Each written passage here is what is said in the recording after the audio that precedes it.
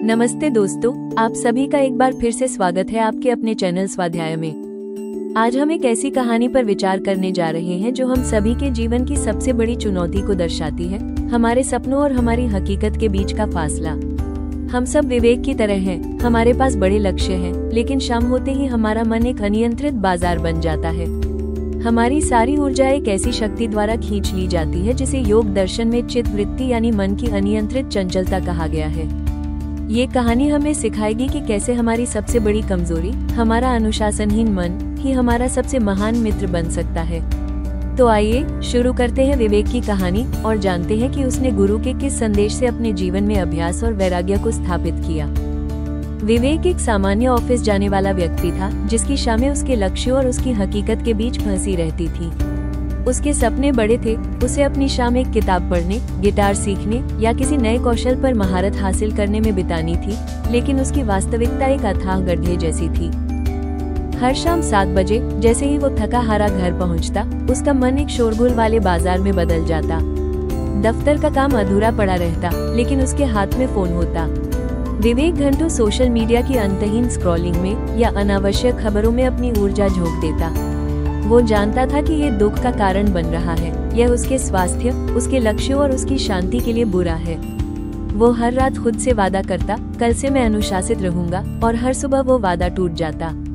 ये संघर्ष केवल आलस्य नहीं था, ये चित्त वृत्ति की अनियंत्रित चंचलता थी। उसका मन मित्र होने के बजाय एक कठोर तानाशाह बन गया था जो उसे बेकार की चीजों में उलझाए रखता था।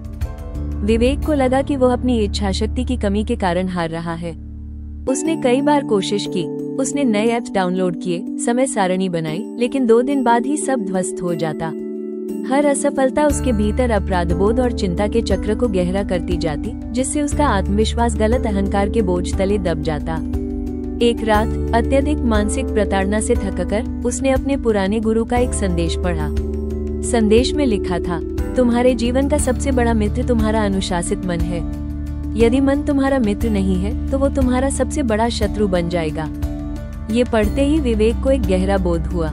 उसे समझ आया कि वो बाहरी दुनिया से नहीं लड़ रहा था, वो अपने अनुशासनहीन मन से लड़ रहा था। उसे लगा कि अनुशासन का अर्थ खुद पर जबरदस्ती करना नहीं, बल्कि मन को एक दोस्त की तरह प्रशिक्षित करना है। मन की सच्ची आजादी तब है जब वो स्वच्छंद नहीं, बल्कि अनुशासित होता है। विवेक ने पतंजलि के अभ्यास यानी निरंतर प्रयास के सिद्धांत को अपने दैनिक जीवन में लागू करने का निर्णय लिया। उसने बड़े लक्ष्य को छोड़ दिया और छोटे प्रबंधनीय नियम बनाए जो उसके स्वधर्म को जगा सके। पहला तप, आत्मा अनुशासन। उसने ये स्वीकार किया कि उसकी सबसे बड़ी चुनौती उसका फोन है। उसने तय किया कि शाम 7 से 8 बजे तक फोन को दूसरे कमरे में रखा जाएगा। यह कोई सजा नहीं थी, बल्कि अपनी ऊर्जा को शुद्ध करने का एक प्रेमपूर्ण कार्य था। दूसरा वैराग्य, अनासक्ति। उसने उस 1 घंटे के लिए फोन के आकर्षण और उसमें होने वाले संभावित लाभ से अनासक्ति का अभ्यास किया। उसने परिणाम की चिंता करना छोड़ दिया, यह मानते हुए कि उसका एकमात्र नियंत्रण केवल वर्तमान में किए गए प्रयास पर है। तीसरा धारणा, एकाग्रता। उसने तय किया कि 7 से 8 बजे के बीच वो सिर्फ एक चीज पर ध्यान देगा, चाहे वो 10 मिनट की किताब पढ़ना हो या 15 मिनट का काम। उसने अपने मन को इधर उधर भटकने की अनुमति नहीं दी। पहले 2 हफ्ते सबसे मुश्किल थे। हर मिनट उसका मन फोन के लिए जोर से चिल्लाता।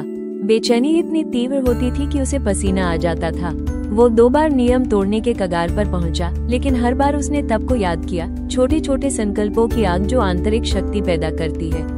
उसने मन को डांटा नहीं, बल्कि प्यार से कहा, अभी नहीं दोस्त, अभी हमारा काम ये है। धीरे धीरे चमत्कार हुआ। जैसे जैसे विवेक ने नियम का पालन किया, मन का कोलाहल कम होने लगा। 7 से 8 बजे का समय उसका सबसे शांतिपूर्ण समय बन गया। जब वो 8 बजे फोन उठाता तो उसे अपराधबोध नहीं होता था, बल्कि 1 घंटा उत्पादक काम करने की शांति महसूस होती थी। विवेक ने सीखा कि अनुशासित मन एक शक्तिशाली इंजन की तरह होता है जो अपने मालिक को उसके लक्ष्य तक पहुंचाता है, जबकि अनुशासनहीन मन एक भटकती हुई नाव है। अब वो जानता था कि जब भी जीवन में तनाव या अव्यवस्था आती है तो उसे बाहरी दुनिया में नहीं, बल्कि अपने भीतर देखना है। उसने अपने अभ्यास को जारी रखने के लिए स्वयं को ईश्वर प्राणिधान के भाव में ढाल लिया, यानी अभ्यास को ही अपने लक्ष्य के प्रति समर्पण मान लिया। वह परिणाम की चिंता से मुक्त हो गया और केवल कर्म में लीन रहा। विवेक अभी पूरी तरह से सिद्ध नहीं हुआ है, लेकिन अब उसका मन वास्तव में उसका सबसे भरोसेमंद और सच्चा मित्र बन गया है, जो उसे अशांति में भी शांति और अव्यवस्था में स्पष्टता प्रदान करता है। विवेक की कहानी हमें एक गहरा सबक देती है। ये सिखाती है कि हमारी सबसे बड़ी शक्ति हमारी इच्छा शक्ति नहीं, बल्कि हमारी नियमितता है। यहाँ 3 मुख्य बातें हैं जो आप अपने जीवन में तुरंत लागू कर सकते हैं। पहला तप, प्रेमपूर्ण प्रयास। अनुशासन का अर्थ खुद पर जोर जबरदस्ती करना नहीं, बल्कि अपने लक्ष्यों के प्रति प्रेमपूर्ण समर्पण है। अपने सबसे कठिन कार्य को प्राथमिकता देना ही सच्चा तप है। दूसरा वैराग्य, अनासक्ति का अभ्यास। परिणाम की चिंता किए बिना केवल वर्तमान क्षण के कर्म पर ध्यान केंद्रित करना ही सच्ची शांति है। तीसरा समत्व, आंतरिक स्थिरता। जब आप मन को प्रशिक्षित करते हैं तो आप बाहरी उथल पुथल के बावजूद स्थिरता प्राप्त करते हैं। यही है समत्व का सार। तो आज से अपने जीवन के लक्ष्यों को देखिए और खुद से पूछिए, क्या मेरा मन मेरा मित्र है या शत्रु? अपने मन को अपना सबसे बड़ा सहयोगी बनाने के लिए केवल एक छोटा सा नियम आज ही लागू करें। यही है स्वाध्याय का पहला कदम। धन्यवाद दोस्तों, अगर आपको यहाँ वीडियो पसंद आया है तो मेरे चैनल तो सब्सक्राइब करें, जहाँ आप योग और आयुर्वेदा के माध्यम से खुद को और गहराई से जान पाएंगे।